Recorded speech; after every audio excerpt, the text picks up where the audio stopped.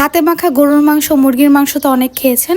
আজকে চলুন হাতে মেখে কলিজা ভুনা করি। এইভাবে কলিজা ভুনা করার পর আমার বাসায় সবাই খুবই প্রশংসা করেছে। আশা করছি আপনাদেরও ভালো লাগবে।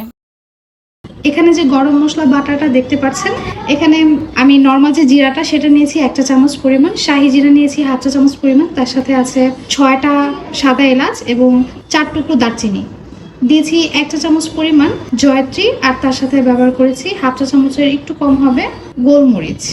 সব কিছুকে আমি পাটায় খুব ভালোভাবে বেটে নিয়েছি।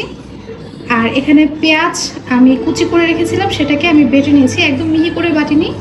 আর এই যে আদা রসুন বাটা, এটাকেও কিন্তু আমি বেটে নিয়েছি। মানে তাজা সব মশলা আমি এখানে ব্যবহার করব, তাহলে এটার টেস্টটা খুব ভালো আসবে। 1 কেজির একটু কম হবে কলিজা নিয়েছি। কলিজা কেটে সেদ্ধ করে খুব ভালোভাবে পরিষ্কার করে নিয়েছি। এখন বাটা মশলাগুলো এই কলিজার মধ্যে দিয়ে দিচ্ছি। চা চামচের 1.5 চা চামচ পরিমাণ এখানে মরিচ গুঁড়ো দিয়ে দিচ্ছি।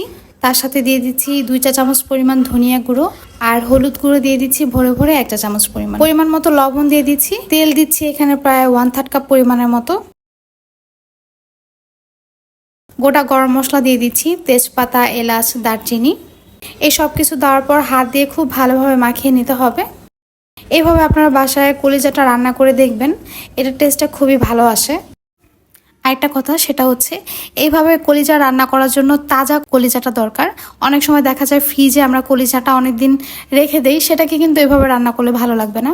মাখানো হয়ে গেলে খুবই সামান্য পরিমাণে পানি দিয়ে এখন আমি এটাকে চুলাতে বসিয়ে দেব। চুলাতে ঢাকনা দিয়ে চুলার আঁচটা মিডিয়াম টু হাই রেখে এখন এটাকে কষিয়ে নেব। এর মধ্যে কিন্তু আমি কয়েকবার এটাকে নেড়েচেড়ে দিয়েছিলাম, যেহেতু এখানে বাটা মশলা ব্যবহার করেছি, পুড়ে যাওয়ার সম্ভাবনা আছে, তাই একটু পরপর কিন্তু নেড়েচেড়ে দিতে হবে। খুব ভালোভাবে এখন কলিজাটাকে মশলার মধ্যে কষিয়ে নেব।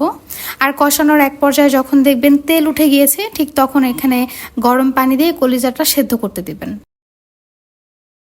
কলিজার মধ্যে কিন্তু তেল ভেসে উঠেছে, আমি এখানে গরম পানি দিয়ে দিচ্ছি। আমি এখানে প্রায় 1.5 কাপ পরিমাণ পানি দিয়েছি। পানিটা দেওয়ার পর এখন এটাকে ঢেকে রান্না করে নেব যতক্ষণ না পর্যন্ত পানিটা শুকিয়ে আসে। অন্যদিকে আমি এখানে ছাক বাটা নিয়েছি। মূলত এটা হচ্ছে রসুন আর জিরার মিশ্রণ।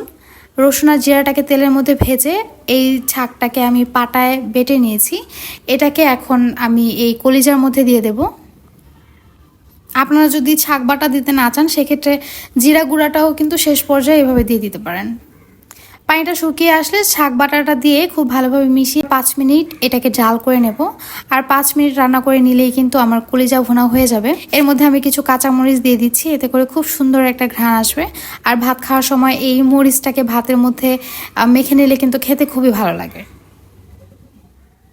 এখন এটাকে ঢেকে আমি আরও 5 মিনিট জাল। 5 মিনিট পর আমার কলিজাটা কিন্তু একদম রেডি হয়ে গেছে খাওয়ার জন্য। আমি আপনাদেরকে সার্ভ করে দেখাচ্ছি। আমি জানি না আপনাদের কাছে কতটা লোভনীয় মনে হচ্ছে, তবে এই কলিজা ভুনা খেতে কিন্তু খুবই মজা হয়েছিল। আজ এই পর্যন্তই, আবার চলে আসবো নতুন কোনো রেসিপি নিয়ে। আল্লাহ হাফেজ।